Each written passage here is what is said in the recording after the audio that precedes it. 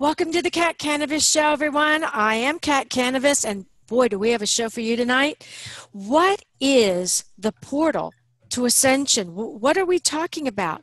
Well, that is what we're going to be delving into tonight. We have three guests.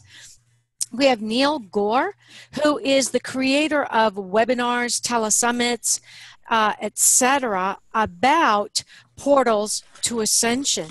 And we're going to have two people on with us who are going to be on his next big webinar, Peter Canova, who is the author of Pope Annalisa, and Tricia McCannon, who is going to be talking about Ascension, extraterrestrials, ancient civilizations. Yeah, it goes on and on and on. Do you guys know what the Bimini Road is? I do, because I dove it down in the Bahamas. And we're going to be talking about that with Tricia. So before we go any further, I just want to remind everyone that if you have to drop off for this show, you can always go to my Facebook page, The Cat Kanavos Show, and pull it up and watch it later. Okay? So without further ado, let me introduce you to Gaur, who actually puts these fantastic webinars together, and I was lucky enough to get two of his people on this show tonight to talk about Portal to Ascension. So welcome to the show, Neil.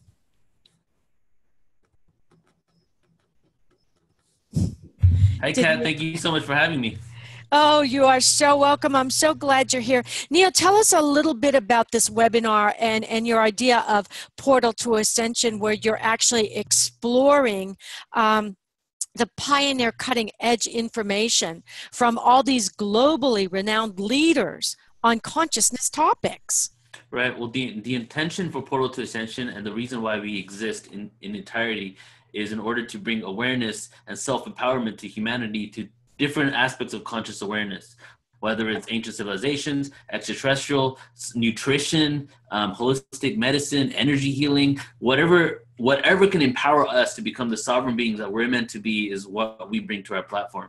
So the webinar that we're here to discuss today is Full Disclosure Online Summit, which is the evolution of 8 years of event production, and I would say over 300 live events and over 200 online conferences in the last 3 years.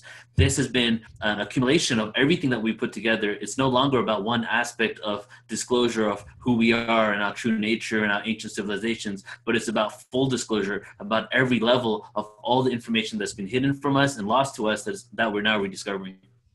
And it's so important because so much is coming back up into consciousness, not just on a mental level, but for instance, the Bimini Road that I was just telling you about that disappeared is supposed to lead to Atlantis.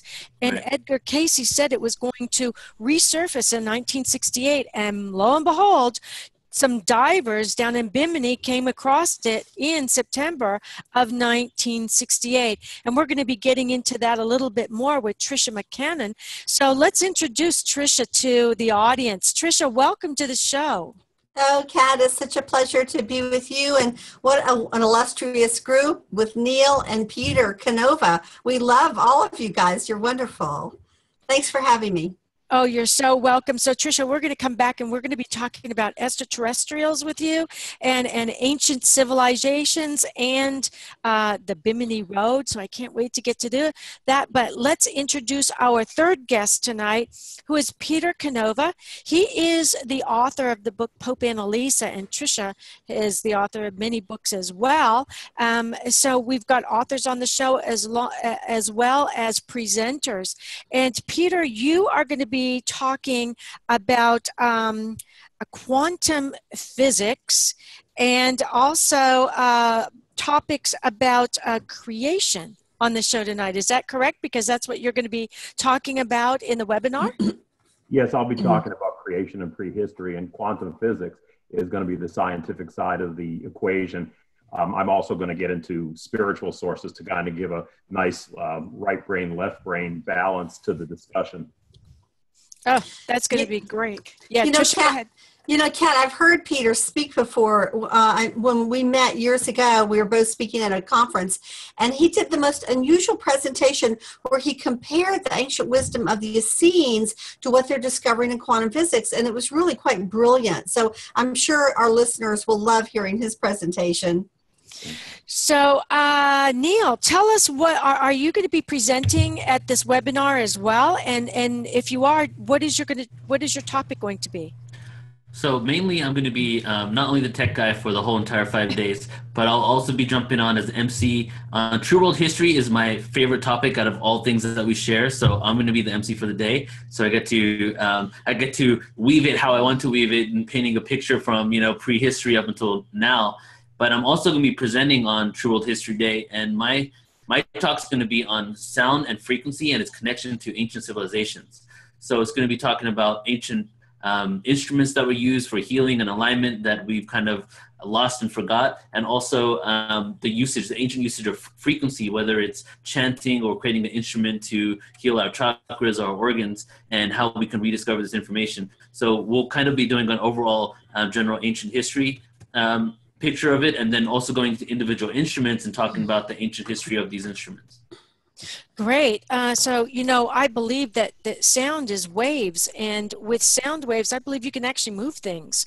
I mean, we see it a lot of times. If you've got a big boom or something, it can knock things off of your desk. So I think rediscovering something like sound waves may be helping us to rediscover how some of the great pyramids were built, or some of the big roads were built, where scientists are still scratching their heads going, we can't do that today. How did they do that back then? Yes, Exactly. Stonehenge is a perfect example of that. Those large stones, and that the Trillion over in the Middle Eastern countries, we can't move that today with all of our sophisticated equipment. So who moved it and how did it get there? It sure wasn't primitive people sitting around fires, It was obviously a whole nother chapter to the human history that we don't know very much about. And the precision of the placement of the stones in the pyramids is so calibrated that we don't really have the instrumentation or the expertise to lay blocks in that with that kind of precision today, let alone having lasted how many thousands of years. So clearly there was another technology involved, a higher technology than we would suspect using normal historical observation. And I think we're really just discovering that today, Peter. It's one of the things that's very, to me, exciting, with quantum physics and even the spiritual masters. They told us that the three most powerful, let's say, purest aspects of the divine are love first, sound second, and light third. So the scientists have now started calling sound phonons. I love that. That's so cute. And then they create photons, the light. And of course, what connects them is gluons, and the whole idea of the string theory, which is, that the universe there is a melody, a harmony of the spheres happening all around us if we just knew how to tune into it. So, it's all just so beautifully fit together with mysticism, science, and the teachings of the ancients. Neil, let me ask you quickly, what is true world history? I just got a text from one of our listeners that said, what's true world history? Is there a fake world history? So I can give that to you. So my understanding of true world history is that the history that we've been taught, and that is the mainstream narrative, and the trajectory of human evolution from primitive until now is completely off what is true. For example, ancient Egypt, pre-dynastic Egypt, I think they say it's around 3000 to 5000 BC, but we have evidence now that it was at least, the Sphinx was created at least 9600 BC, if not further before, if we go back with the precession of the zodiac.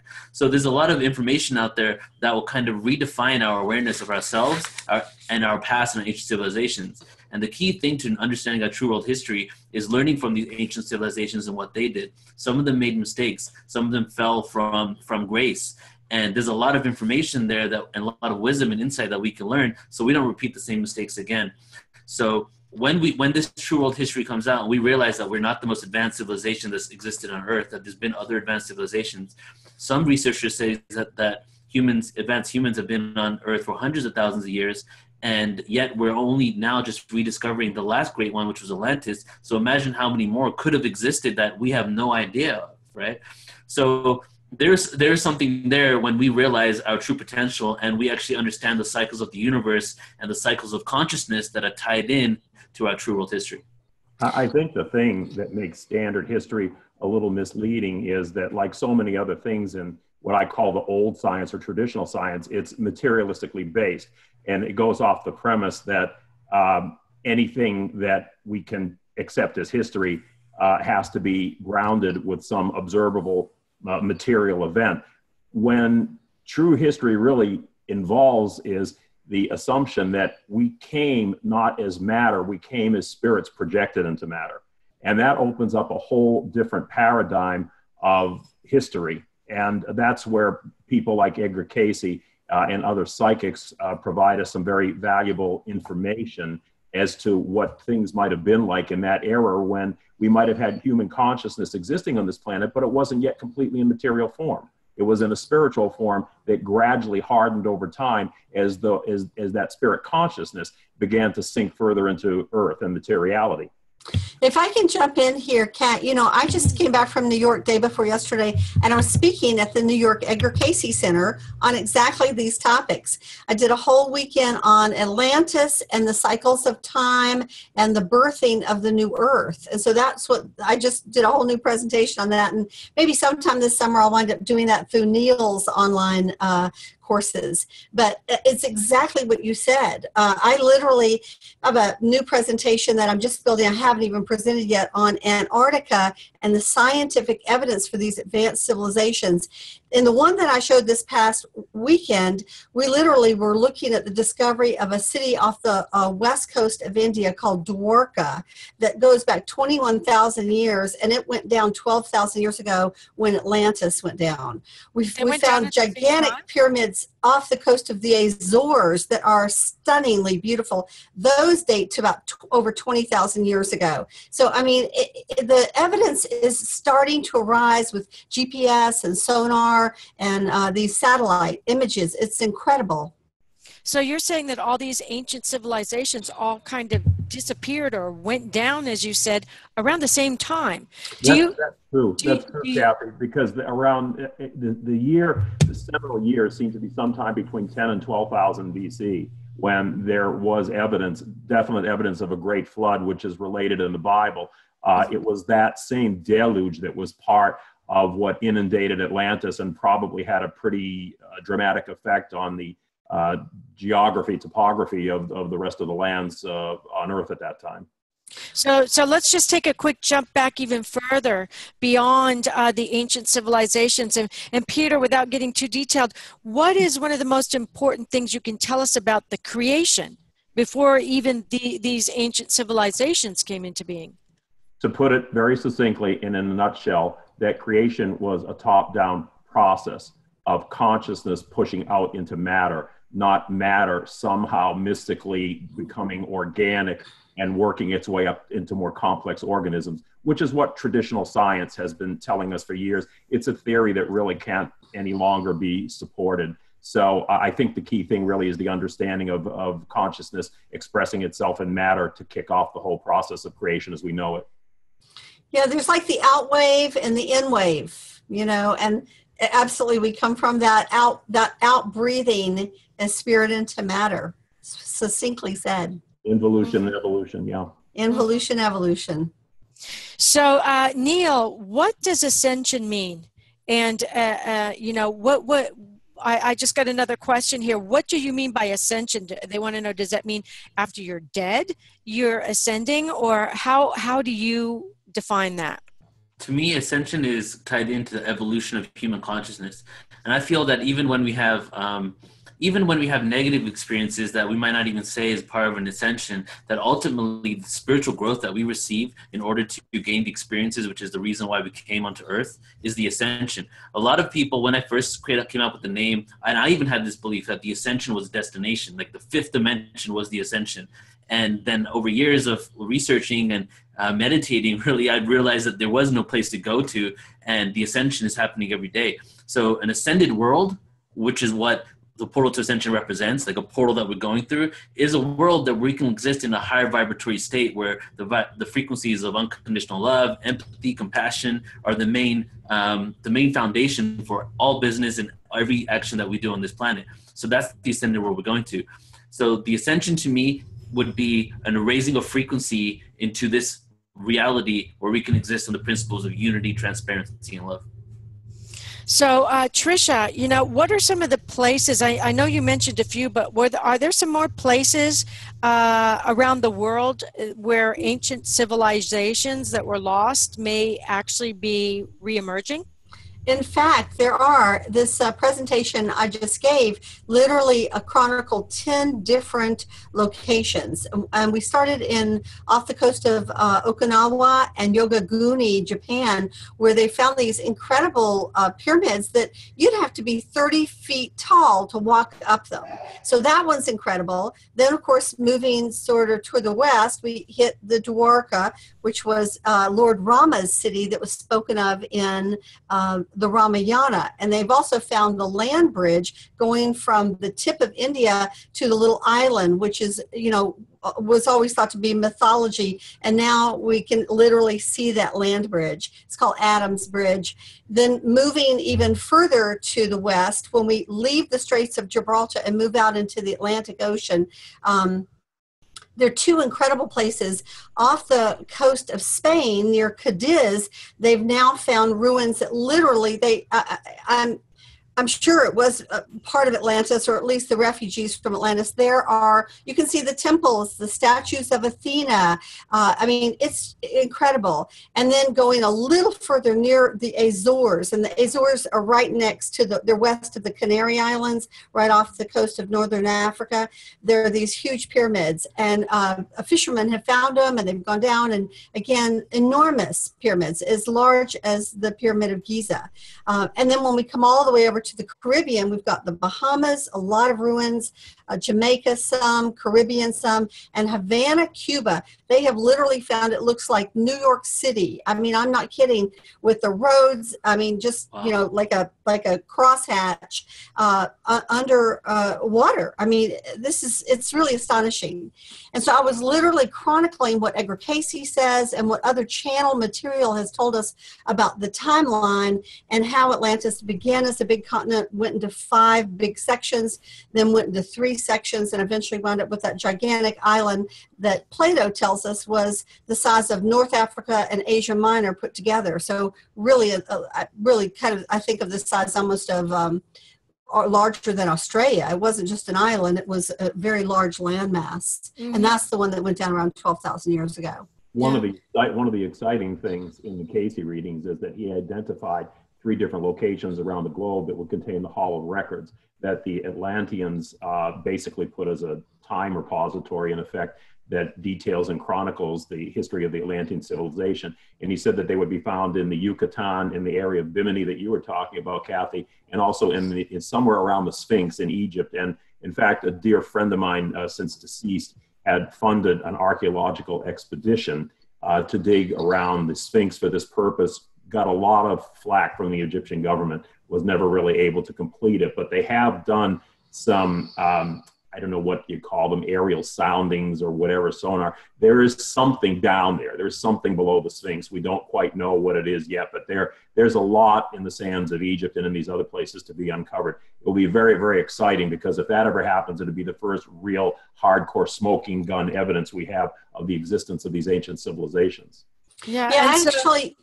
Oh, I'm so sorry, Kat. I was going to say Antarctica is another one. That's a whole nother subject about what they found in Antarctica now. But there are like 8 different member nations down there. They found 3 motherships buried in the ice and a whole ancient city that goes back, that obviously was flash frozen around 12,000 years ago. So that's these are huge conversations about this hidden history. And this conference is going to be amazing, Neil. I'm so glad you're putting it on. This is why this is important right now, and why I really created. I think a year and a half ago, we did an all-day free conference with Tricia was in it, called True World History. It was just a one-day event, 10 hours. William Henry, Tricia McCann, and a few other people, and we had 5,000 people attend the free event. So plus there was viewing parties. There was probably like 6,000 to 10,000 people actually watching live. And that showed me that out of all the free events, the one event that we had the most attention for, like 2,000% more attendees, was True World History. At the same time, I was researching Graham Hancock and reading his new book, and he was saying that the alternative archaeological movement has been kind of ridiculed and shunned for a long time. And a lot of people won't actually come out and say their findings or their beliefs because they don't want to be lose their career.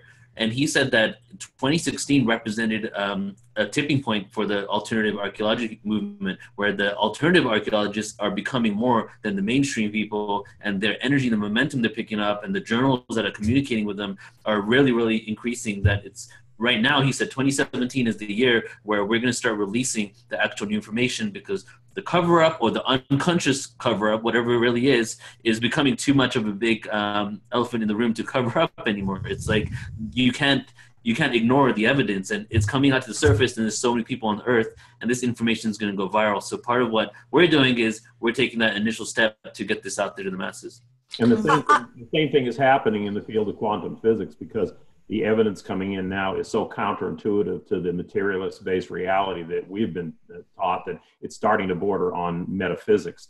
And, you know, I suspect that you have a very large percentage of scientists over there that are abandoning or starting to abandon traditional theories of reality, but they won't say so, because just like in the church that they so love to accuse of being caught in orthodoxy, there's a scientific orthodoxy, and there's a penalty that goes with it if you go against the, you know, the orthodox party line in science.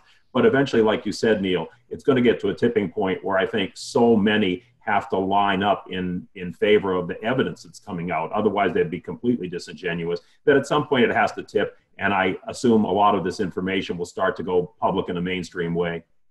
You know, I found these incredible things. I found rocks that have screws in them that geologists have figured out are 300 million years old. And the rocks grew around the screws. I mean, it's not like someone embedded it. There's so much evidence. It's mind-blowing, really. Yeah, Neil? Yeah. Yeah. I would say even the laser, just the stone with the laser cut finish on it just says a lot right there, right? Like, how can they have tools that we are only rediscovering now? Yeah. Did you ever discover an Atlantean video version of I Love Lucy? That's funny. That's very funny.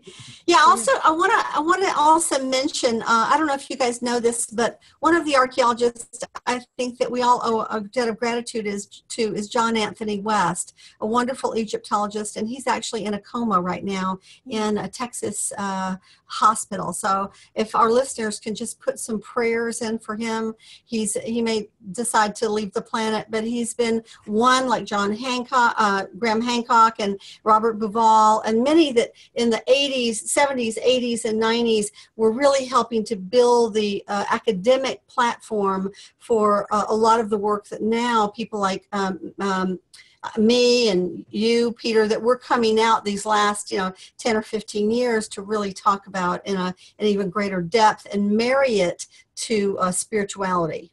Mm-hmm. Mm-hmm. So, Peter, let me ask you, what sources do you draw upon to talk about the creation?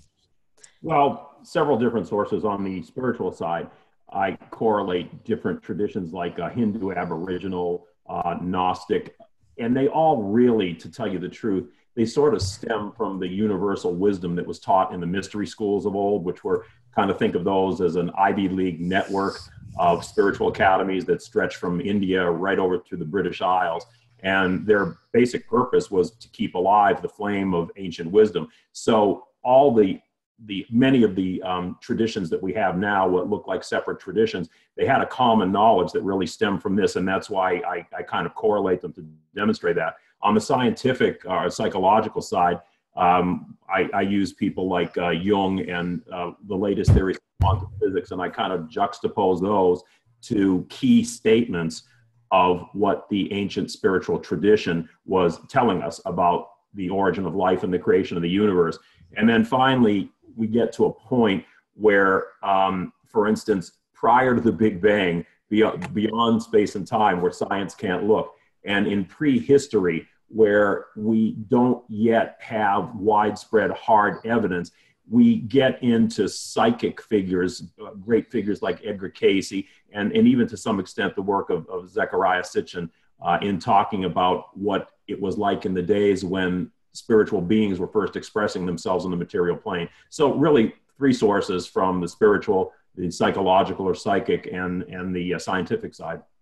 You know, it's interesting. It's almost like we're going back to the future with this webinar to pick up the thread that was dropped by so many people when they were just speculating. You know, they could not possibly have been able to do this or that back then because they were cave people.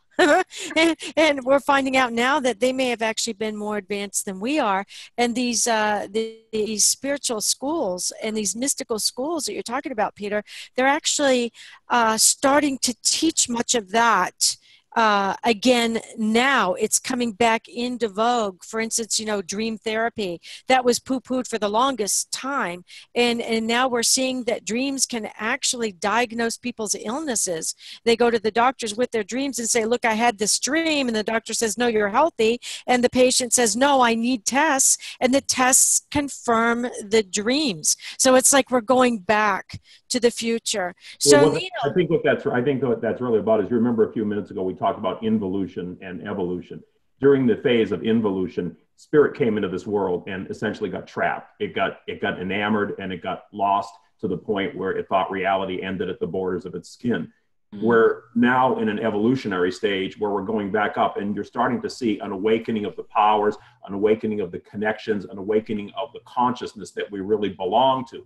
And as we reconnect with that, yes, of course, we're going to have more prophetic dreams, more profound healings, more incredible information coming out about our true past. And this is all part of the evolutionary cycle upward, which I think we're probably in a relatively early stage, but it's going to get better and better. Yeah, it's almost like ascension through dreams, reconnecting with the powers beyond using the sacred dream doors. So, Neil, let's get back to the webinar. You know, believe it or not, we're down to our last 5 minutes. This has gone so quickly, and I knew it would. Tell our audience how they can connect to your webinar. Sure. So the direct link to just take a look at the webinar website is fulldisclosuresummit.com. So you can just click that, fulldisclosuresummit.com, go straight to the page, or you can go to our website, portaltoascension.org, and you can find our event there. So featured on the homepage. You can check us out on YouTube, Instagram. We're on Twitter. So we're constantly giving out information, little clips, promotional videos on this. And what are the dates again? Can you please go over that? April 19th to the 23rd. So it's a 5-day online summit, and every day is a different theme. So not only can you register for the entire event, which is all 5 days with unlimited replay access, but you can also attend just one day. So if you're interested in true world history and just to attend with Trisha and Peter, you can just go to a Full Disclosure Summit and just register for that day. And then the first day, let me just tell you what each other day is about. We have global financial fraud and free energy devices is the first day. The second day is going to be plant medicines and medical advancements, which will be talking about everything from CBD and marijuana to psychedelics such as mushrooms, ayahuasca, and boga, and how they're used in ancient past. Day 3, true world history. And then day 4 is going to be extraterrestrial awareness. And then day 5 is our spiritual essence. So the whole purpose is really to get 4 days of this full-on big picture awareness of what's going on in this planet, from interdimensional energy to where we came from to what's happening now. And then end it with the bigger picture perspective of the spiritual essence of it all and how we're spiritual beings having this experience. And what are the hours?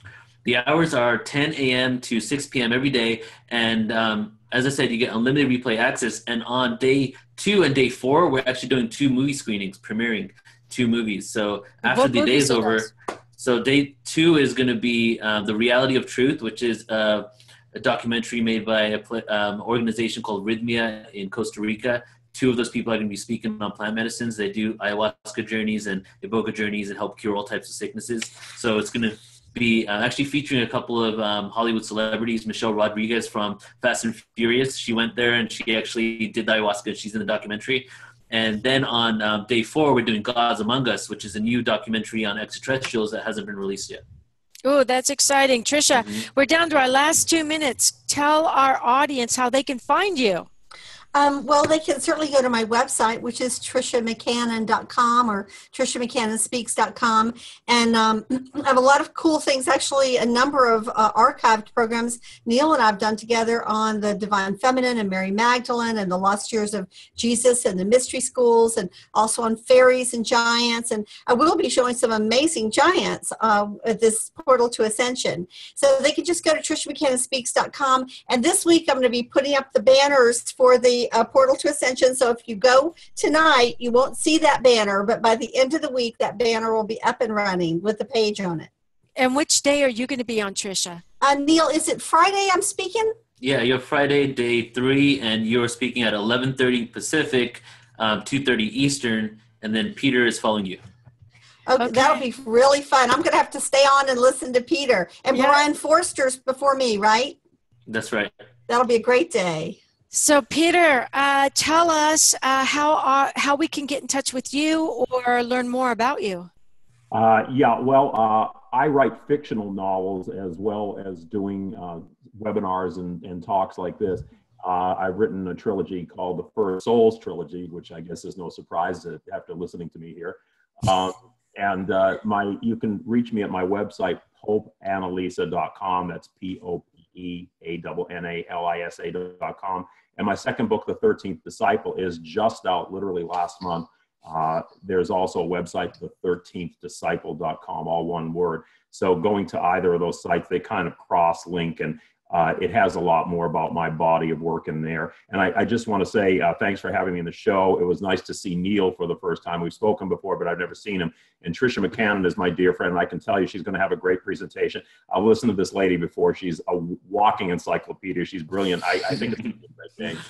Well, it takes one to know one, Peter. I feel the same way about you, and I love your books. I can't wait to read The 13th Disciple. I loved Pope Annalisa. It was just wonderful. Thank you. Well, Neil and Peter and Tricia, I just want to thank you so much for being on the show with us tonight. We are out of time, but I would love to have you come back at a later date when you're getting ready to do another one of these amazing webinars to share the information with our audience, because I know that this is right up their alley. And for those of you listening tonight, if you weren't able to watch the whole show or you want to watch it again, just go onto the Kanavos show on Facebook and download this show. So thank you again, everyone, for being on the show with us tonight. And thank you, audience, for hanging in there with us. And thank you, Rachel, for handling all of this. It was a great show. Good night, everyone. Good night. Bye. Night. Thank you. God bless.